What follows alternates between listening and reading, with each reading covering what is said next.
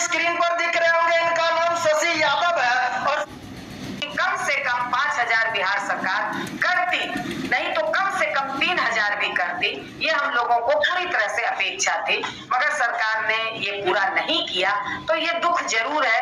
मगर खुशी इस बात की है कि वो हम लोगों को मानदेय शब्द महागठबंधन सरकार ने दिया, ये सबसे बड़ी खुशी है। क्योंकि भाजपा की सरकार ने हम लोगों के साथ धोखा किया था, मंगल पांडे ने हम लोगों के साथ धोखा किया था।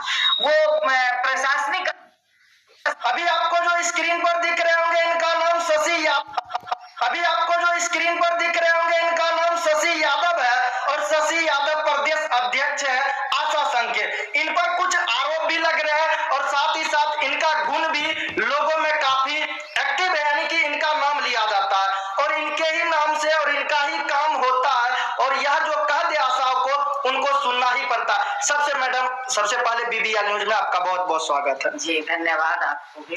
अच्छा, पहला सवाल रहेगा, आशा कार्यकर्ताओं के द्वारा आप पर आरोप लगाया जा रहा है कि तेजस्वी यादव से आपने रुपया लिया, कितना रुपया लिए हैं? वही आशा लोग बताए कि कितना रुपया लिए हैं, शशि यादव को खरीदने की कितनी किसको औकात है वही लोग बता दे, इससे इसका जवाब और हम कुछ नहीं दे सकते हैं। यानी कि इनका कहना है कि जिनको औकात है वह सामने आए, यह कहीं ना कहीं गलत आरोप है।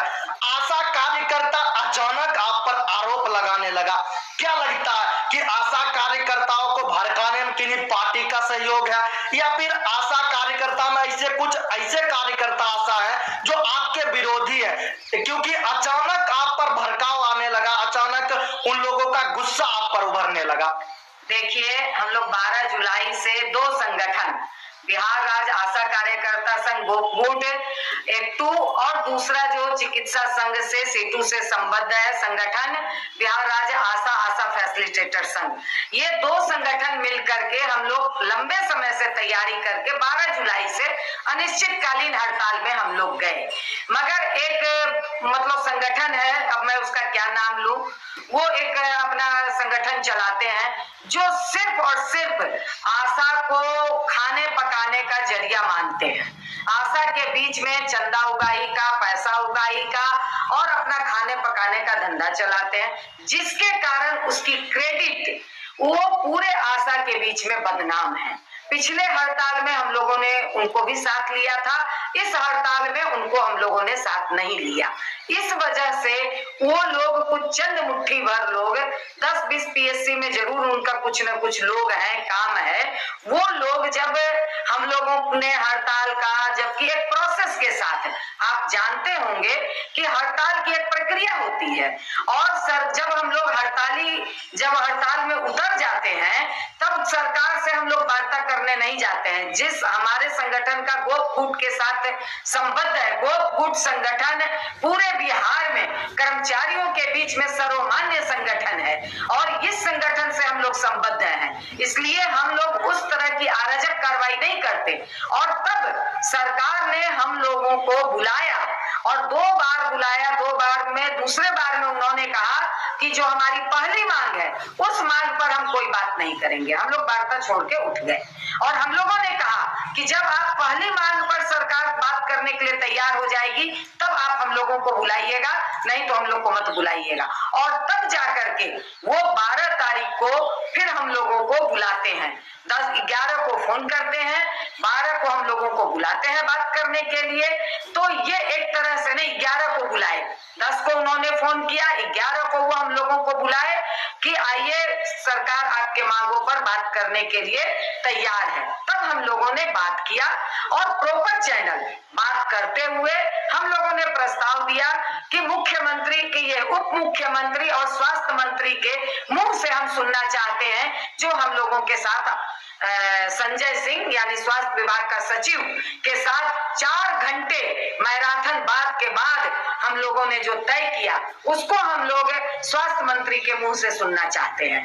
तब अगले दिन फिर 12 तारीख को ये तय हुआ, 3 बजे स्वास्थ्य मंत्री के साथ प्रॉपर तरीके से बातचीत हुई। उन्होंने जब आश्वस्त किया तब हम लोग 12 तारीख को शाम 6 बजे हड़ताल तोड़ने की घोषणा किया। तब तब हम लोग 12 तारीख को शाम 6 बजे हड़ताल तोड़ने की घोषणा की। तो जो दूसरा गुट है, जो दूसरा संगठन है, वो देर से गया, वो अराजक तरीके से आशाओं और आशा फैसिलिटेटर, ममता, कुरियर सबको झूठा आश्वासन दे करके वो अपने पल्ले कुछ लोगों को बांध करके रखना चाहते हैं। तो हम लोगों ने तो साफ कहा कि जो हम जो लोग 2 संगठन हड़ताल में गए, हम लोगों को विश्वास है, हम लोगों ने अपना हड़ताल वापस लिया। अगर उनको दम है तो वो अपना हड़ताल बढ़ाएं, वो और आगे बढ़ाएं, वो आगे और बढ़ करके मतलब आशा को मांग दिला दे तो अच्छी बात है। वो मगर ये करने के बजाय वो संघ को बदनाम करना, गाली दिलवाना, गाली गलौज करना, ये धंधा उनका, यही अराजक काम है उनका। और मतलब देने से इससे हम लोगों को कोई फर्क नहीं पड़ता है। जैसे कि इनके द्वारा भी बताया जा रहा है कि हमारे कुछ विपक्ष हैं, उनके द्वारा हमारे ऊपर आरोप लगाया जाता है और उनके ही द्वारा यह सजी हुई साजिश है।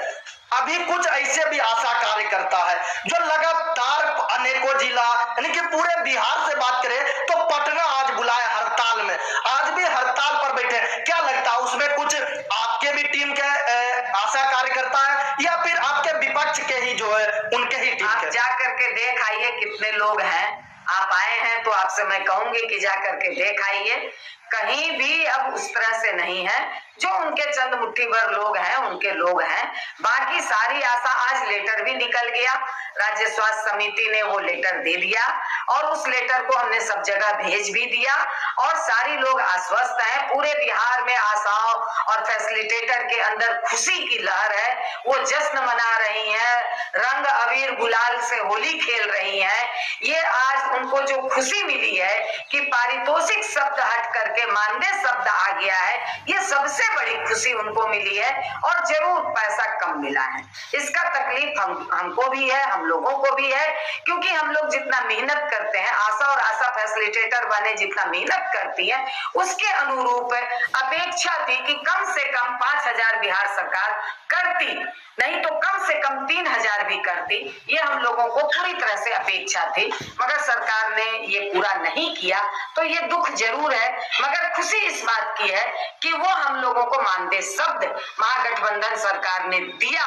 ये सबसे बड़ी खुशी है, क्योंकि भाजपा की सरकार ने हम लोगों के साथ धोखा किया था, मंगल पांडे ने हम लोगों के साथ धोखा किया था।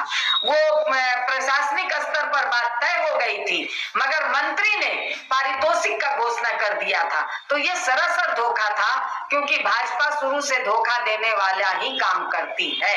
मगर महागठबंधन सरकार को मैं ये धन्यवाद देना चाहती हूँ कि उन्होंने पूरे बिहार की आशा और आशा फैसिलिटेटर का मान रखा है, उनको सम्मान दिया है। अपने बिहार राज्य की मानदेय कर्मी के रूप में वो सम्मान